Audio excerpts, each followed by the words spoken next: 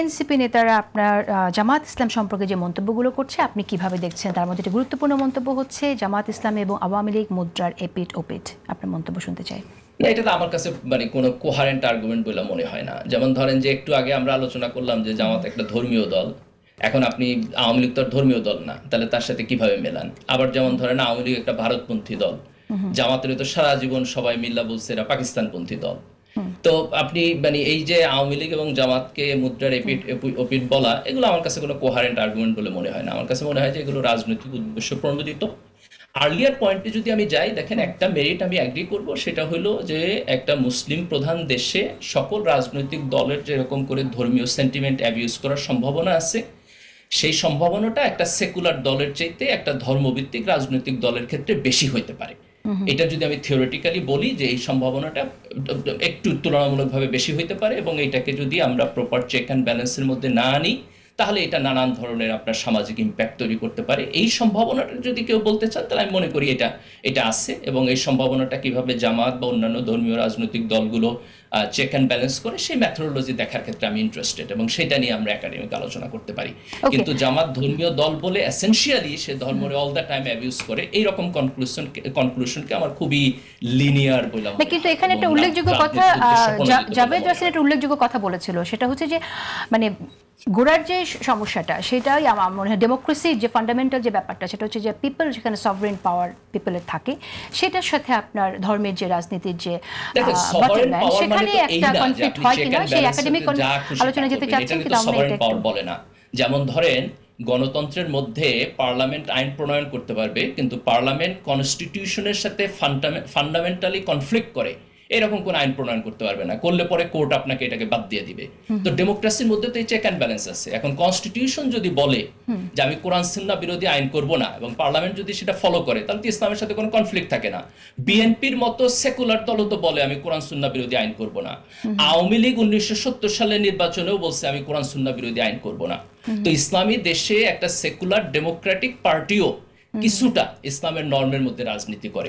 কাজে গণতন্ত্র আর ইসলামের রাজনীতি দুইটা 100% একটা আরেকটার সাথে কনফ্লিক্ট করে, এটা রাইট কথা না। ছোট্ট একটি বিষয় এখানে আছে, সেটা আমার হচ্ছে যে বিএনপি যেটা বলছে যে কোরআন সুন্নাহ বিরোধী আইন আমরা করব না, কিন্তু আর জামাত ইসলামী যে পলিটিক্স সেটা হচ্ছে জামাত ইসলামী আসলে ইসলামের শাসন কায়েম করতে চায়। এই চাওয়া এবং করব না বিরোধী সুন্নাহ বিরোধী আইন, কোরআন সুন্নাহ বিরোধী আইন, সেটার মধ্যে আমার মনে হয় একটা ডিফারেন্স আছে। আমি একটু নাহরিন খান আপনার মন্তব্য শুনতে চাই। অফকোর্স, মানে আপনি আমাকে বলেন যে সিনাপা যে বাংলাদেশের কোন আইনটা ইসলাম বিরোধী, তাই না? মোটা দাগে বাংলাদেশে তো কোনো আইন ইসলাম বিরোধী নাই, এবং আমরা প্রত্যেকেই ধার্মিক, আমরা ধর্মকে ধারণ করি। কিন্তু সমস্যাটা হয় কি যে একটি পার্টিকুলার দল আপনি না করলে আপনি অমুসলিম হয়ে যাচ্ছেন, আপনি নাস্তিক হয়ে যাচ্ছেন, তাই না? আমাদের সমস্যার জায়গাটা কিন্তু ওইটা। যেমন গালিব ভাই বারবার বলছেন যে বিএনপি কেন মিলাদ পড়ে, আরে এটা তো আমার কালচারের পার্ট, আমি তো এভাবেই বড় হয়েছি, আমি এটাই শিখেছি এবং এটাই করব আমি। কিন্তু তার জন্য তো আমার একটা পার্টিকুলার দলে মানে সেই দলের কথা শুনে করতে হবে না, এটাই আমাদের ক্যারেক্টারিস্টিক, এবং ধর্ম তো কালচারের একটা পার্ট, আমরা সেভাবেই বড় হয়েছি।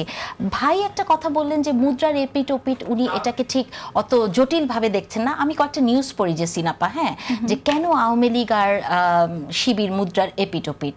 দেখেন, আওয়ামী লীগ নেতার জামাতে সহযোগী সংগঠনের সদস্য ফর্ম পূরণ করেছে, আওয়ামী লীগ নেতার জামাতে এবার যোগ দিলেন তিতাসে, ঠিক আছে? আওয়ামী লীগ নেতাদের নিয়ে জামাতের নেতারা মাংস বিলি করেছে, এবং দেখেন সর্বোপরি যে কথাটা দিয়ে শুরু করেছিলাম যে আওয়ামী লীগ নেতাদের পালিয়ে যাওয়ার তাদের স্ত্রীদের দায়িত্ব জামাত নিতে চায়, তাহলে এত সব দায়িত্ব নিতে চায়, তাদের পরিবারের দায়িত্বও নিতে চায়, তাহলে কেন মুদ্রার এপিটোপিট হবে না, তাই না? গালিব ভাই আরও কয়েকটা কথা এখানে বলেছেন যেগুলো আমি একটু বলতে চাই, যে এটা একটু ডিফারেন্ট, পলিটিক্সের বাইরে যে জেন্ডার পলিটিক্স নিয়ে একটু কথা বলতে চাই বা রেসিজম নিয়ে কথা বলতে চাই। গালিব ভাই আমেরিকার মতো একটি জায়গায় থাকেন, উনি বললেন না যে সুইট কিউট হ্যান্ডসামের সমস্যা কি, what is the definition of sweet cute handsome beautiful, এগুলো ভেরি কন্ট্রোভার্সিয়াল, তাই না?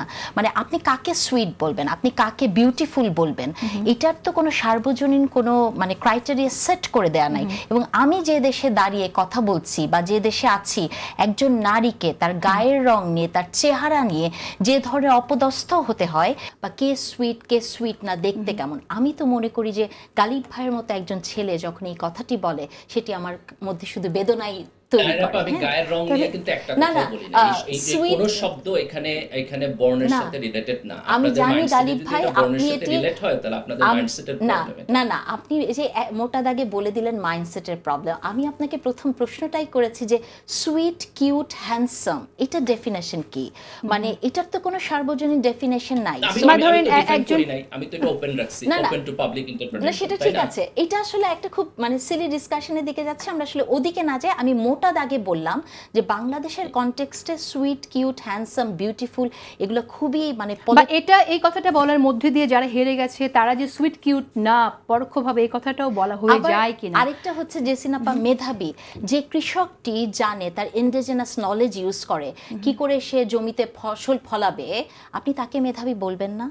মানে মেধাবী কি শুধু না, সার্টিফিকেট দিয়ে আমি তো মেধাবী? কাউকে ট্যাগ করি নাই। না, শুনেন, আমি এটা বলছি আপনি ভাই, গণতন্ত্রের মধ্যে আপনি ভোটে আছেন, রাইট? হ্যাঁ, ঠিক জনগণ আছে। লিডারদেরকে এই প্যারামিটার গুলো দিয়ে মাপবে। আপনি যখন নির্বাচনে দাঁড়ান তখন আপনার দায়িত্ব কি? আপনার দায়িত্ব হলো আপনার ভোটারদেরকে আপনি কনভিন্স করবেন যে আপনি তাহলে দেশের আমার মনে নেতৃত্ব হয় দিতে গালিব পারবেন। ভাই, যখন আপনার আমরা সেই ভোটে লিডারশিপ কোয়ালিটি আছে, তো এটাই তো গণতান্ত্রিক হ্যাঁ, ভোট। আপনি ভোটে মানে দাঁড়ালে আপনি কনভিন্স এখন করতে পারবেন না। তো আমি শুধু জিনিসটাকে- বলতে চাইছি যে নির্বাচন জিততে হইলে মানুষকে কনভিন্স করতে হইব যে আপনার একটা স্বপ্ন আছে, আপনার কনস্ট্রাকটিভ লিডারশিপ আছে, আপনি কোয়ালিফাইড, দ্যাটস ইট। না, সেটা ঠিক আছে। মানে আপনি এখন জিনিসটাকে যেভাবে জেনারেলাইজ করছেন ভোটের সাথে সুইট কিউট, আমার মনে হয় নেক্সটে জামাত ইসলামী যখন ক্যাম্পেইন করবে সবাইকে ফেয়ার এন্ড লাভলি বা এরকম কিছু একটা দিয়ে দিতে পারে। হ্যাঁ, তাহলে হয়তো বিষয়টা না, অন্যরকম হবে। আপনাদের ওয়াইল্ড আচ্ছা, মাইন্ডসেট না, এত বেশি আচ্ছা। জামাতফোবিক না, যে আপনারা এই যে সবকিছু দেখেন মানে গালিব ব্যাখ্যা ভাই, করতে আপনাকে করতে একটা খুব কথা বলি serious ভাই, জায়গায় চলে যেতেছে। ভাই একটা কথা বলি, এই যে শব্দটা বললেন না যে জামাত ফোবিক, আপনি জানেন এরপরে আমার যা ঘটনাগুলো ঘটবে, আমি যে গালিগুলো খাবো,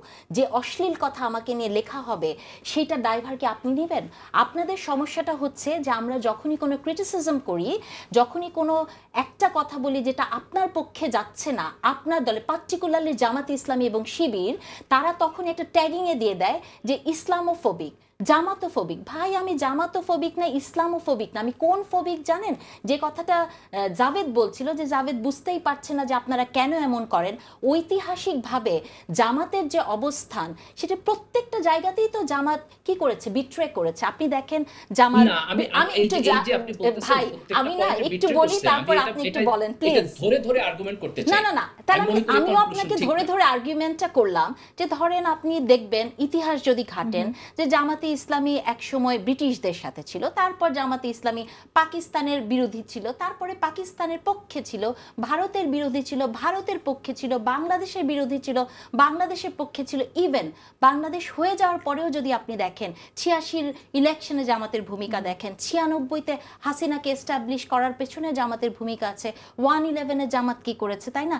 রিসেন্টলি যেটা জাভেদ বলল যে সিগনেচার করবে না বলে যে সিগনেচার করে ফেলেছে, তাহলে এই কথাগুলো যদি আমি একটা মানুষ হিসেবে বলি যে ইসলামে দ্বিচারিতা বলে কিছু নাই, তো সেই জায়গা থেকে আপনি যখন ইসলামের রাজনীতি করবেন, আপনি যখন এই কথাগুলো বলবেন, আমি যদি এটাকে পছন্দ না করি, আমি জামাতোফোবিক হয়ে গেলাম, আমি ইসলামফোবিক হয়ে গেলাম। এই কথাগুলো আমি আপনার কাছে, আপনি একজন অত্যন্ত শিক্ষিত মানুষ এবং আপনি একটা ওয়েস্টার্ন ওয়ার্ল্ডে থাকেন, আপনার কাছে আমার এটা অনুরোধ, এই ধরনের ট্যাগিং করবেন না, বিশেষ করে নারীদের করবেন না। কারণ আমরা সবাই জানি জামাতের বিশাল একটা অঙ্কের টাকা খরচ হয় তাদের বট বাহিনীর পেছনে।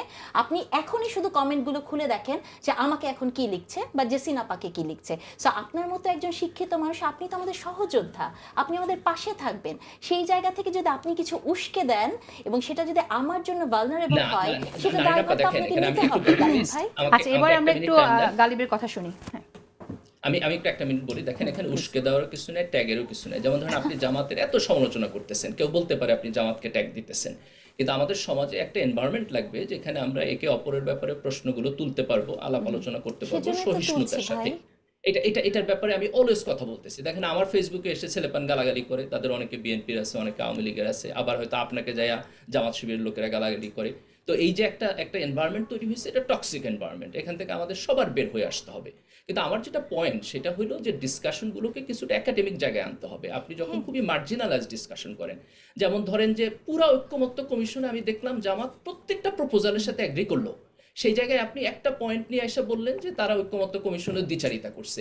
আমি তো এটা কোনো বেসিস দেখি না। এটা তো আমি দেখতেছি যে মানে আপনি মিনিমাম কমন সেন্স নিয়ে চিন্তা করলে কেউ ওই কনক্লুশনে পৌঁছাতে পারবে না। যেমন আওয়ামী লীগের সাথে জামাতের লম্বা সময়ের যেই কনফ্লিক্ট, তাদের নেতাদেরকে আওয়ামী লীগ যেভাবে ফাঁসি দিল, সেখানে আওয়ামী লীগ এবং জামাত এক মুদ্রার এপিট ওপিট, এই কনক্লুশনে কিভাবে পৌঁছান? আমার তো বুঝে আসে না যে তাহলে আপনাকে আমি একটা প্রশ্ন করি গালিব ভাই, সমালোচনা করেন, আমাদের সমালোচনার অনেক জায়গা আছে, তাহলে আপনাকে আমি একটা প্রশ্ন করি, এই যে আপনি বললেন যে বলবো তার লিমিটেশন বলবো, কিন্তু একটা জিনিস আমি উল্লেখ করতে হয় জামাতের সমালোচনা করলেই আমাদেরকে যদি নাস্তিক বলা হয়, তাহলে তো জামাত ইসলামের রাজনীতি বুঝতে চাইলে যদি নাস্তিক বলা হয়, আমি আনকন্ডিশনালি এবং ধর্ম বিদ্বেষ বলা হয়, যেমন আজকেও এরকমটা বলা হচ্ছে না। জেসিনা, আমি শুধু খালি গালিব ভাইকে এটা বলছি, এখানে কালচারালি আমরা মুসলমান, যারা মুসলমান না তাদের ফ্রিডম অফ রিলিজন আছে, মানুষের মত প্রকাশের স্বাধীনতাকে নাস্তিকতা আস্তিকতার সাথে মিলাইয়া যে আমাদের সামাজিক ফেনোমেনা আছে, এটা ঠিক না। এটা আমি স্পষ্টভাবে নিন্দা করতেছি। আমাদের গণতান্ত্রিক স্ফিয়ারের মধ্যে এই আলাপ আমরা একটুখানি এবার একটু আমি জাভেদ রাসিনের কথা শুনতে চাই। আমি এটা সমালোচনা করতেছি। থ্যাংক ইউ জাভেদ রাসিন, আমি আপনার কাছে আসি। যেটা আসলে এখানে দেখেন, আমি এখানে আরেকটু বলি একটা জিনিস। দেখেন, ধর্ম মানুষের ধর্ম বিশ্বাসের প্রশ্ন। কাউকে আপনি ডাইকা জিজ্ঞেস করতে পারবেন না যে তুমি তুমি তুমি কি মুসলমান নাকি, তুমি কি আস্তিক নাকি, তোমার কথা নেতারা যখন টক শোতে আস্তিক আর নাস্তিক বলে, এগুলো জায়েজই না ইসলামে, এগুলো জায়েজই না। এরা যারা করে তারা ধর্মের অ্যাবিউজ করে।